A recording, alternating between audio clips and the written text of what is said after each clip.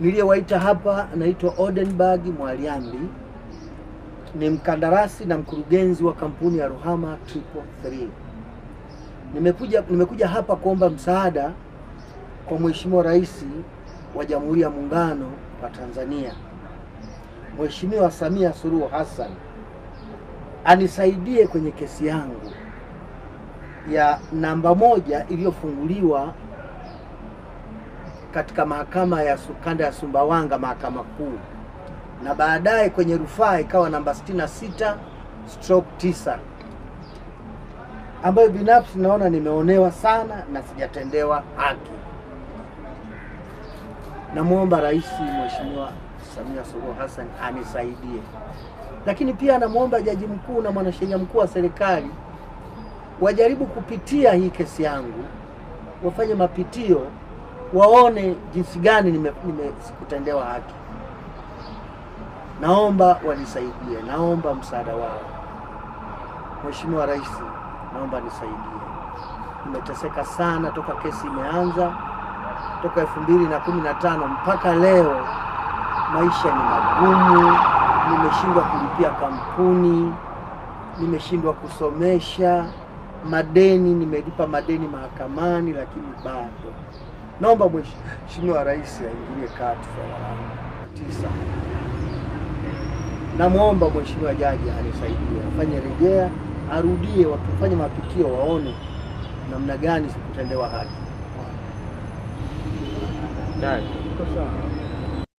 Mimi nilipata mradi wa barabara ya katika mkoa wa Katavi, na wakati huo hakuna TANROADS kule Katavi, tuliajiriwa na TANROADS Rukwa. Lakini baadaye ule mradi ukaanza kusimamiwa na TANROADS Katavi. Kwa sababu ambazo sikuzielewa, mwajiri wangu aliandika termination ya kunyang'anya mradi wakati mradi ukiwa unaisha. Sasa nilipoandika notice ya kudai malipo haki zangu, wakanijibu kwa barua ambayo nayo hapa nitaonyesheni baadaye, kwamba katika ile notice kwamba mimi siwadai kitu, ila wao wananidai 20%.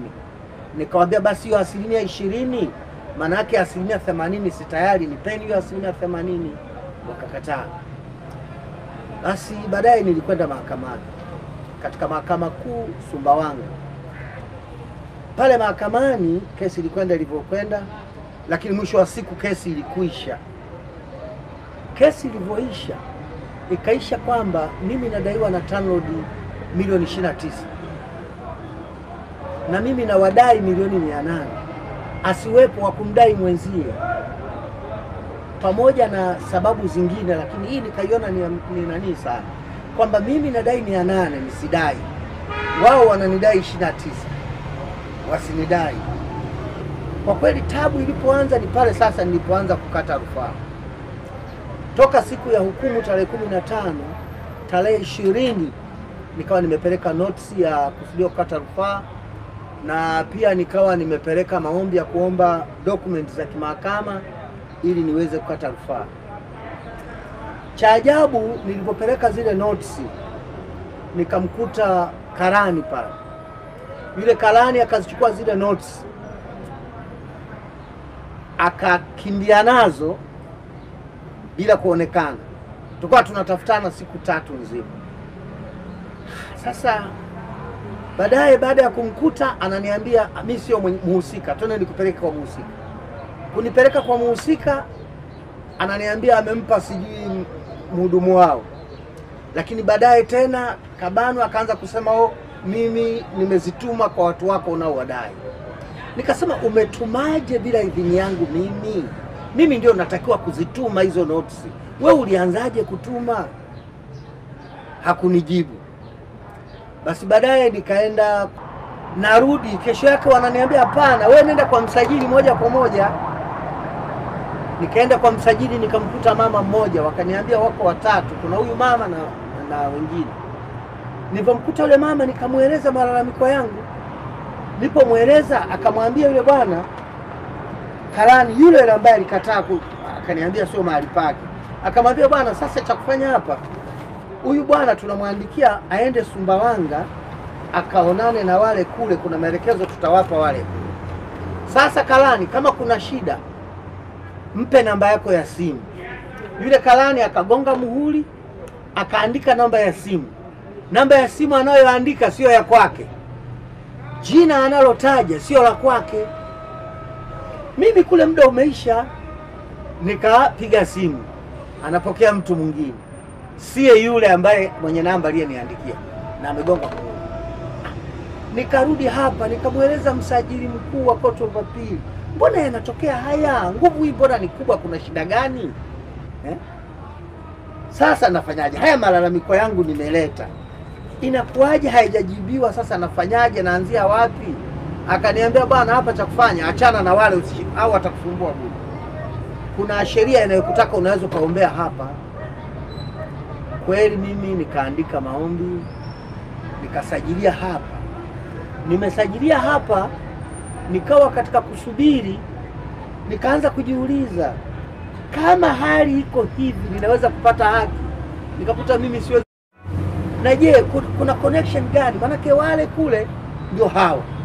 Sasa yule msajili akasema hebu kwanza tuwapigie simu hawa watu wa Sumbawanga. Wakati huo nimesajili.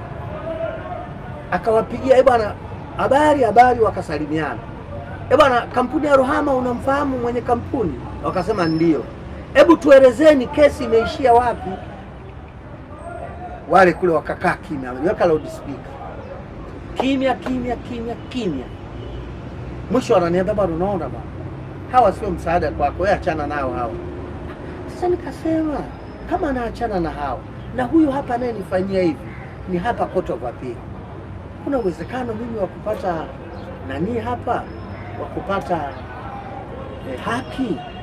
Lakini ile iko mahakamani. Ikiwa iko mahakamani, kwa sababu kuna jaji aliyesikiliza maombi yaliyoondolewa ya kwanza, aliniambia hii kesi inatakiwa mkae muongee. Wale mawakili watano wanafanyaje? Wanakaa kimya. Lakini siku ya mwisho wakamwambia jaji, anaulizwa yule nani wakili watano, anasema hii ni juu yake mwenyewe, hakunitafuta. Jaji anamwambia wewe, niliwaambia mzungumze hapa, ilikuwaje unataka kutafuta tena? Ili iweje? Akakaa kimya. Sasa yote hayo nikayaangalia, nikaona mimi kupata haki yangu sio leo wala kesho, kwa sababu mifano kama hii ipo, tunaiona mahakamani. Lakini pia ukikaa mahakamani unaangalia wenzio kesi zinavyoenda, nikagundua mimi hapa sitakuwa na haki yoyote. Kwa hiyo nikaona cha kufanya hapa, nikaanza kutafuta msaada. Sasa nimetafuta msaada, baada ya kutoka hapo nikaona bora nianze kutafuta watu wa kunisaidia. Kila ninakokwenda naona hata haiwezekani, kila ninakokwenda haiwezekani. Matokeo yake nikaona ni afadhali nizungumze kwa njia ya vyombo vya habari. Hizi habari mama zimfikie, kwa sababu mimi ninajua baada ya juzi sasa mahakamani pale kumweleza jaji anayesikiliza mpaka nikaiondoa kesi, bwana hao watu wamekwenda kumfanyia fujo mke wangu, wanamtaka wakili. Mimi nipo, lakini wanaenda kazini kwa mke wangu, tuonyeshe wakili. Wanamtisha, sisi ni mawakili wa serikali, wako na hao wasajili, tuonyeshe wakili wake yuko wapi. Akasema jamani, mnanifuata kazini wakati yeye yupo, na hivi saizi yuko Mbeya, nyinyi mnakuja Sumbawanga. Tuonyeshe. Haya, saini hapa mara moja, sisi ni mawakili wa serikali. Sijui aitaka kumsainisha nini. Ni mawakili wa serikali, saini hapa, alafu mtumie kwa email. Mke wangu akasema basi ongeeni na yeye mwenyewe. Bwana, sisi tumekuja hapa mawakili wa serikali, sijui nini. Mke wake anakataa kusaini. Nikasema ndio mwenye kesi. Sasa kwa vitisho hivyo nikamwambia jaji tulimalize hili kwanza, sababu kila ninapokwenda malalamiko haya hayajibiwi kila ninapopeleka. Jaji akasema bwana, hii mimi sio wakati wake, sio mahali pake. Nadhani wana sehemu za kwenda kupeleka kuna sehemu za kwenda kupeleka malalamiko. Sasa nikaambiwa ni faili upya. Si kwa mazingira haya naweza kupoteza maisha.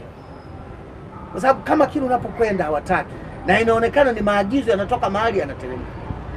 Sasa mimi sina jinsi, nimeona kama kuna maagizo najua yanatoka katikati, tofauti na wao wanavyoniaminisha kwamba yanatoka juu. Haya maagizo mimi nimeona nivuke niende juu ya haya yanapotoka maagizo haya, kwa sababu hivi vitu tunaviona. Kuna kesi, mimi leo hii kesi na jumla swala langu na miaka 8, lakini serikali inapata nini? Mfano, kuna kesi ilikuwa